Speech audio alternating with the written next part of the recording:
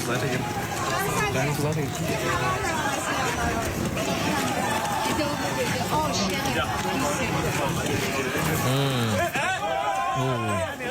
Jadi itu tadi barusan kita lihat ada seorang pria menggunakan kacamata hitam dan langsung melemparkan apa ya itu ya, seperti saus mungkin ya, atau cairan merah lah ya. Insiden yang terjadi di lokasi konferensi di Berlin, Jerman terhadap Reza Pahlavi, putra sah Iran terakhir. Cairan merah ini katanya jus tomat. Oh, jus tomat. Jadi petugas kepolisian yang berjaga langsung mengamankan pelaku. Motif juga masih diselidiki, tapi menariknya setelah disiram dengan cairan merah ini, kita lihat ya. Nah, Reza Pahlavi ya seperti biasa aja jalan dan menyapa warga.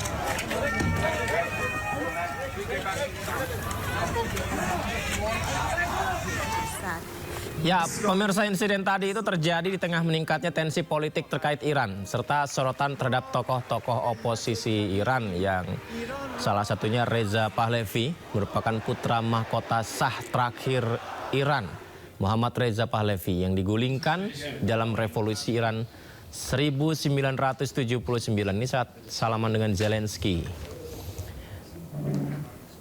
Sejak saat itu Reza hidup dalam pengasingan, tidak lagi tinggal di Iran, dan aktif menyuarakan perubahan rezim politik Iran serta mendukung sistem demokratis.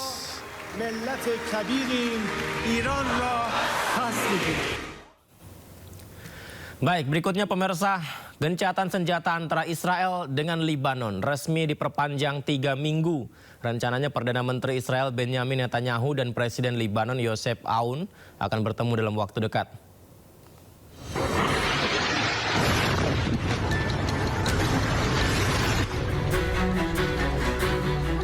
Lebih dari 1 bulan Israel menyerang Lebanon.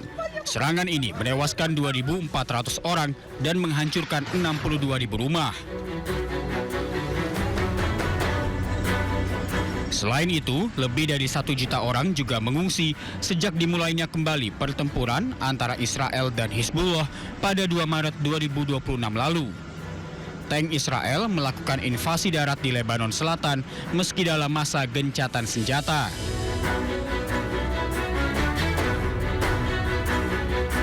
Setelah mendapat tekanan dari dunia internasional, Presiden Amerika Serikat Donald Trump mengumumkan gencatan senjata antara Israel dengan Lebanon diperpanjang selama 3 minggu.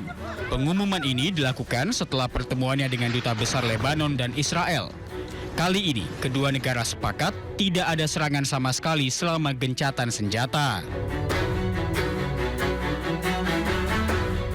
Many years, and it doesn't happen much, although they like each other. I found that out today, and I've sort of heard about that. They actually like each other, Lebanon and Israel.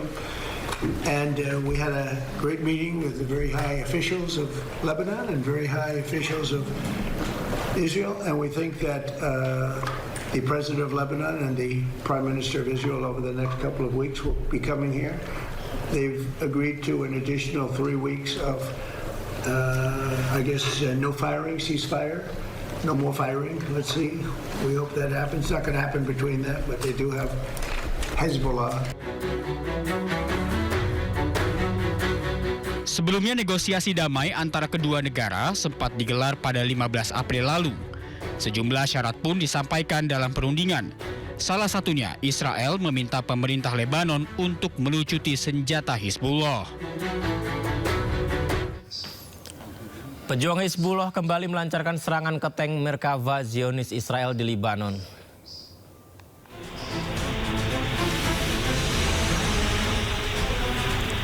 Seperti inilah pemirsa, drone Hizbullah serang tank Israel. Ini bukan di video game ya, adalah situasi sebenarnya. Pejuang Hizbullah terus menggempur pasukan Zionis Israel di Libanon Selatan. Pada serangan ini pejuang Hizbullah menargetkan tank Merkava milik Zionis Israel. Serangan dilakukan saat gencatan senjata masih berlangsung antara Libanon dengan Israel. Pejuang Hizbullah menginginkan Zionis Israel keluar dari wilayah teritorial Libanon Selatan.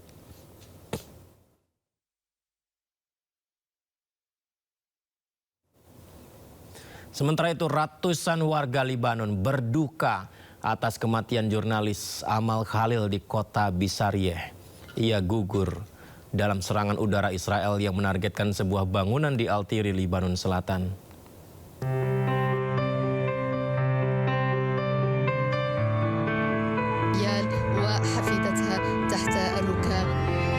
Amal Khalil, jurnalis wanita Lebanon, tewas saat berlindung bersama rekan-rekan sesama jurnalis di sebuah bangunan di Altiri, Lebanon Selatan.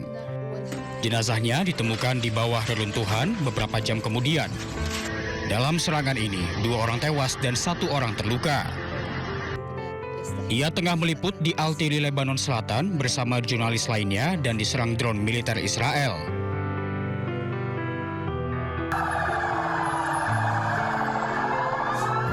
Setelah jenazahnya berhasil ditemukan, kemudian dievakuasi ke kampung halamannya di Bisarieh, Lebanon Selatan.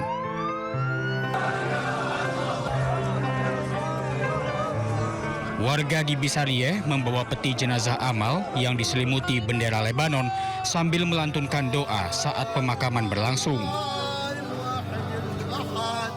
قدرنا نتضامن مع بعضنا كصحفيين وكإعلاميين وكزملاء بتربطنا فيهم علاقة صارت وتيجي ونوقف وقفات مش بس هون بالتشييع بدنا يعني نوقف وقفات دائما ونرفع صوتنا عالي بوجه هذا العدو الإسرائيلي بكافة المحافل لحتى يقاضي هذا العدو الصهيوني لأنه هذا العدو الصهيوني لحد هلا ما قدر حدا يردعه. Berdasarkan laporan dari Persatuan Jurnalis Lebanon, Amal Khalil adalah jurnalis Lebanon ke-11 yang tewas dalam serangan Israel. Presiden Lebanon, Joseph Aoun pun mengutuk serangan terhadap jurnalis karena melanggar hukum internasional.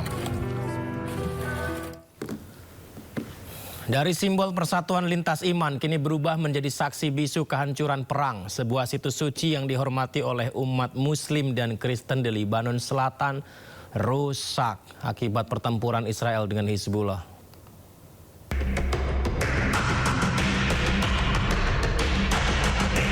Makam Syam'un As-Safa, salah satu murid Nabi Isa alaihi salam di Sama yang selama ini dihormati umat Muslim dan Kristen, kini menunjukkan jejak luka akibat konflik berkepanjangan. Kondisi sebelumnya memperlihatkan keindahan situs ini berdiri megah berdampingan dengan kastil kuno Sama. Namun gambar terbaru mengungkap kenyataan pahit. Kerusakan parah akibat pertempuran antara Israel dan Hizbullah. Upaya restorasi sempat dilakukan, tetapi situasi kembali berubah setelah konflik memanas. Laporan media lokal menyebut situs ini kembali menjadi sasaran serangan Zionis Israel.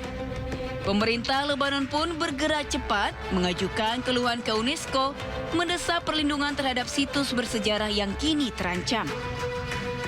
Di tengah konflik yang belum mereda, warisan sejarah dan nilai spiritual kembali menjadi korban.